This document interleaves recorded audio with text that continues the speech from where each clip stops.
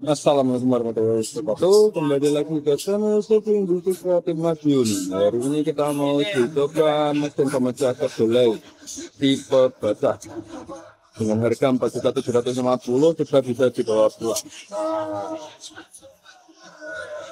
Jadi hampir setengah jam kita mengolah kedelai ini menjadi lebih matang. Nanti kita masukkan ke dalam corong, kemudian hasilnya saya akan keluar ke sini. Oke, karena hostnya masih cuti, jadi yo nyuting sekalian dari MC-nya. Yo, entah ini teknisinya saya. Oh.